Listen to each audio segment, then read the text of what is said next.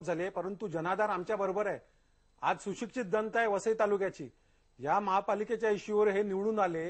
ह्याच्यासाठी तुम्हाला सांगतो, दत्ता नर यांनी शब्द दिलेला का तुम्ही तयारी करा, मी तुम्हाला मदत करणार आहे.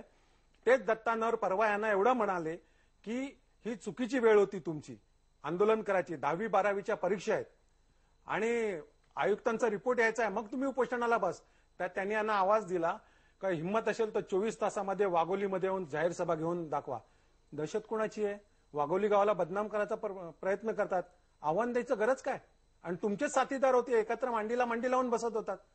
म्हणजे त्यांनी सत्य सांगितल्यावर हे भडकले.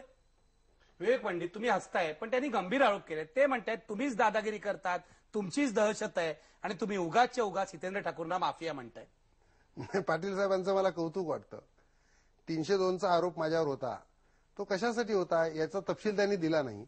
हे ज्या पद्धतीने बेकायदेशीर पाणी उपसा करायचे आणि अनधिकृत बांधकामांचं सारं पेव या लोकांनी फोडलं होतं, त्यावेळेला शांततेच्या मार्गाने मी आंदोलन करणं हा माझा सुरुवातीपासूनचा अधिकार आहे, तो करत होतो. त्यावेळेला यांनी पोलीस यंत्रणा आणि बाकी सर्व यंत्रणेला हाताशी धरून 302चा गुन्हा माझ्यावर दाखल केला आणि 13 वर्ष मी तो सोसला. पूर्णपणे निर्दोष, एकही पुरावा ते देऊ शकले नाहीत आणि न्यायालयाने निर्दोष मुक्तता माझी केली. तेव्हा अशा पद्धतीचे सामाजिक काम करण्यासाठी अनेक गुन्हे मी सहन केलेले आहेत. तेव्हा सामाजिक म्हणजे उदाहरणार्थ मोर्चा काढणं हा जर गुन्हा असेल तर मी खूप मोठा गुन्हेगार आहे.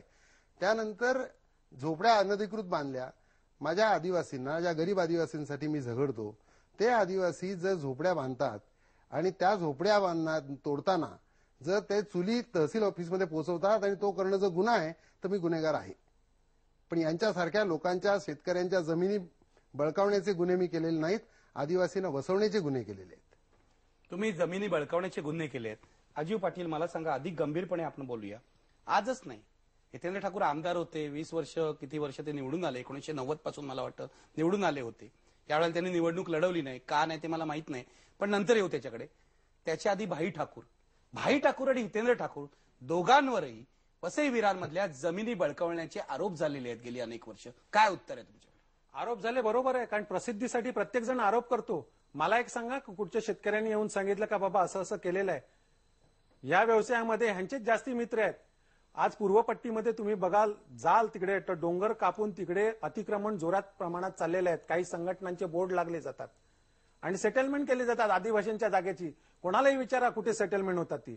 आज तुम्ही हायवेला बघाल तर मोठ्या प्रमाणामध्ये स्लम चालू झालेला आहे. कोणाच्या आशीर्वादाने होतोय? ह्याच्या मागे कोण आहे? कोण आहे मला सांगा. ह्याच्या मागे यांची सगळी मंडळी हेच आहे त्यांच्या मागे. तुम्ही प्रत्यक्षात जाऊन बघा. आणि सगळ्यात महत्वाचं, कायद्याचं राज्य, गांधीगिरी, सगळ्या या गोष्टी म्हणतात. तर न्यायालयात कधी जात नाहीत, लोकांना भडकवतात, गरीब आदिवासींना भडकवतात आणि गांधीगिरीच्या नावाखाली उपोषण करतात. विळे, कोयते, मसाले, उशीखाली हत्यार आणि उपोषणाला 1.5 लाख घेऊन बसतात, पोलिसांवर आरोप करतात. मला कळत नाही गांधीगिरी कुठची आहे. लोकांना भडकवून एक लक्षात घ्या, अजून 2 महिने ते भडकवतील लोकांना. लोक वेडी नाही. यांनी त्या आज 20 वर्ष ज्यांनी नेतृत्व केला त्या ठिकाणी विविध याच्यामध्ये त्यांनी असं कधी वाईट केलं नव्हतं. मला तुम्हाला विचारायचंय, पूर्वी तुम्ही असे आरोप तुमच्यावर झाले तर भडकून उठत होतात, आता तुम्ही भडकत नाही, हसताय, हा काय प्रकार आहे? याचं कारण यांचे जे आरोप आहेत, हे आरोप मला हास्यास्पद वाटतात. आणि मला एका गोष्टीचा आज फार आनंद होतो, म्हणजे पोलीस जे म्हणतात तेच पाटील साहेब म्हणतात, हे मला खरोखर कौतुकास्पद वाटतं. पोलिसांनी हेच आरोप केले की आम्ही विळे घेऊन बसलो, मसाले घेऊन बसलो. म्हणजे पोलीस कुणाच्या इशाऱ्यावर चालतात?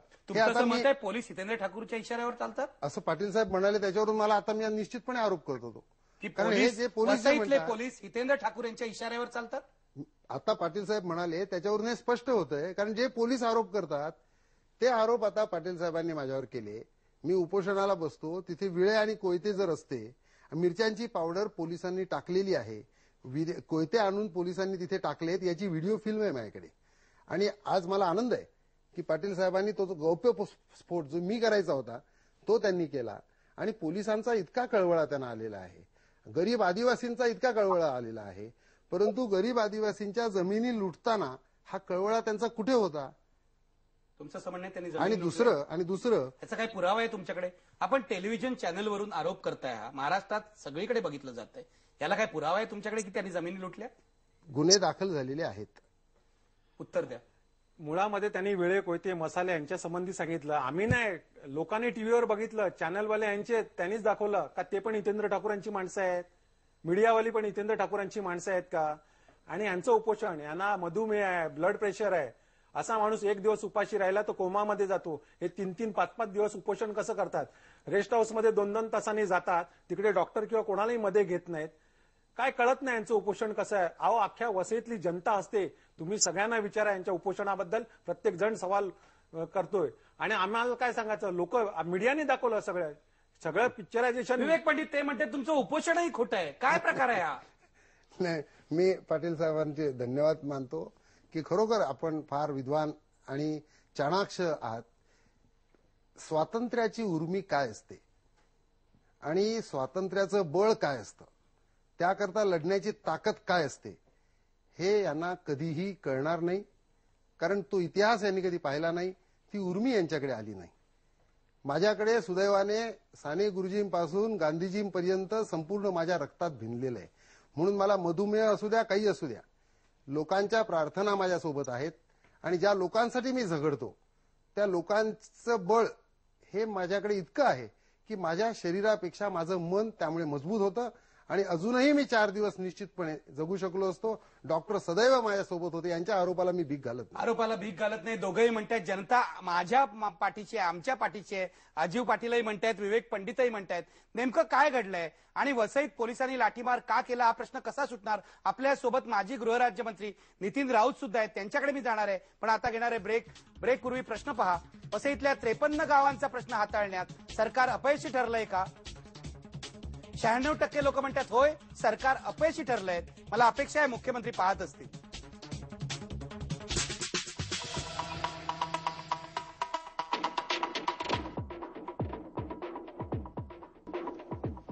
चर्चेचा वेळ मी वाढवणार आहे कारण दोघंही आपले पाहुणे आणि नितीन राऊत आणि माझ्यासोबत फोनवरून येणार आहेत फादर फ्रान्सिस दिब्रेटो आणि प्रयत्न करतो आहोत आपण हितेंद्र ठाकूर सुद्धा येतील. त्यामुळे चर्चा आपण वाढवतो आहोत. आणि वसईकरांनी असं सांगितलं आमच्या जिव्हाळ्याचा प्रश्न आहे, व्यवस्थित चर्चा करा, ते माझ्या लक्षात आहे. त्यामुळे मी आता थेट जातोय नितीन राऊत यांच्याकडे. नितीन राऊत गृहराज्यमंत्री होते. नितीन राऊत, मला सांगा, गेल्या वेळेला विवेक पंडितांनी उपोषण केलं निवडणुकीपूर्वी, तेव्हा तुम्ही तिथे जाऊन आश्वासन दिलं होतं, तरी सुद्धा बघितलं अजीव पाटील माझ्या सोबत आहेत, हितेंद्र ठाकूर यांचे समर्थक आणि विवेक पंडित कशा प्रकारे वाद घालतायत. काय म्हणणं आहे सरकारचं, काय भूमिका आहे तुमची. नाही, तुम्हा सगळ्यांना गुढीपाडव्याच्या आणि नवीन वर्षाच्या हार्दिक शुभेच्छा देतो. वसई हे एक ऐतिहासिक नगरी आहे, त्याचा स्वतःचा इतिहास आहे आणि भारतीय संस्कृती जपण्याचं काम वसईकरांनी याच्यापूर्वी फार मोठ्या प्रमाणात केलं. वसईकरांना वाटतं की त्या ठिकाणी आपला हरितपट्टा कायम असावा, आपलं जी संस्कृती आहे ती कायम असावी आणि त्याला जोपासण्याचं काम बऱ्याच लोकांनी त्या ठिकाणी केल्याचं मी सुद्धा आपल्या डोळ्यांनी बघितलेलं आहे. आणि त्यामुळं या ठिकाणी जी मागणी त्यावेळेला झाली होती जेव्हा मी गृहराज्यमंत्री होतो की 53 गावं त्या एका ठिकाणना वळती केली पाहिजेत, महानगरपालिकेने पद्धती घातलीत, ती आम्हाला नको, ती बाहेर काढून आम्हाला जसं आम्ही जगतो त्या पद्धतीने जगू दिलं पाहिजे. शेवटी मुद्दा असा आहे की ज्या ठिकाणी जनमानसाची प्रतिक्रिया ज्या मताची असेल त्या मतानुसार शासनाला बरेचदा चालावं लागतं आणि शासनाचा खास करून मुख्यमंत्री आमचे नामदार अशोकराव चव्हाण यांचा संदेश घेऊन मी त्या ठिकाणी उपोषण मंडपाला भेट दिली होती. माझ्यासोबत महाराष्ट्र प्रदेश काँग्रेस कमिटीचे आमचे प्रवक्ते हुसेन दलवाई सुद्धा होते आणि मी त्यावेळेला सुद्धा असं मांडलं की जनतेची जर भावना असेल तर जनतेची भावनेचा आदर करण्याचं काम आमचं राज्य सरकार निश्चितपणे करणार.